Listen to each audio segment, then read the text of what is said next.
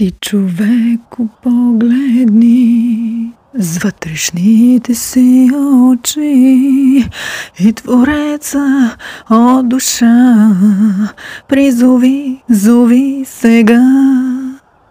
И дори да ти тежи, вярата си не губи, да я видиш, да, божествената светлина.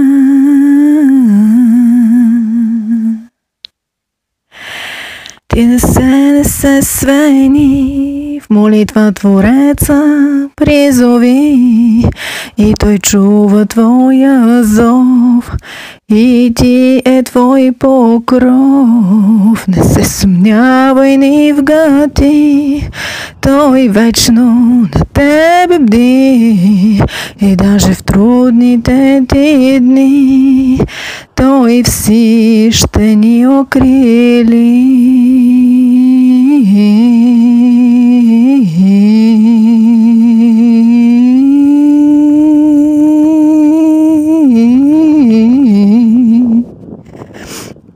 Благодаря на Твореца, благодаря на красивите цветя, благодаря, мили мои, останете в светлина. Благодаря.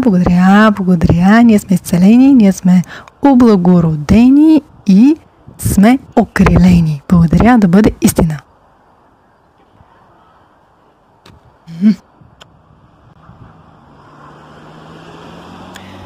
Ти, човеко, погледни за вътрешните си очи и Твореца от душа зови сега.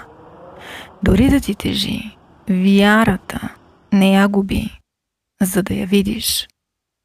Тази божествена светлина, която разстила се сега из сърцата и в телата на вярващите в Отца.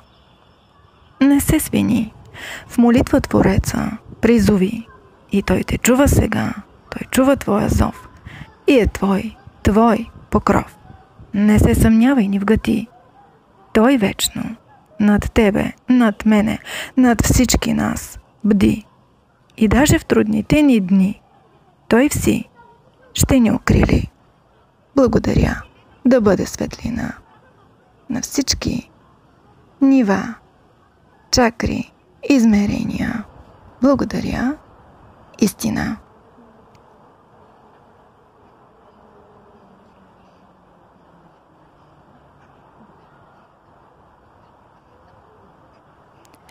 Нека нивга не се съмняваме, защото съмнението прерязва връзките ни с Твореца. А Бога живее в нас, ние сме част от Него и Той е част от нас. Благодаря, да бъде.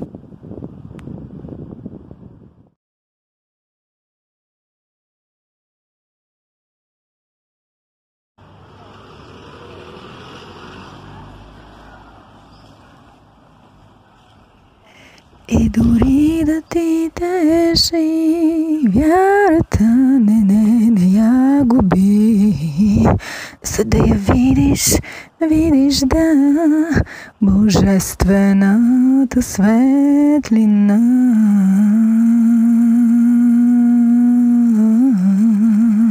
А тя разстила се сега, тази красива светлина в сърцата на вярващите в Отца. Да, не се свини, молитва Него призови, Той чува твоя зов и е твой, и ще бъде твой покров. Не се съмнявай ни в гати,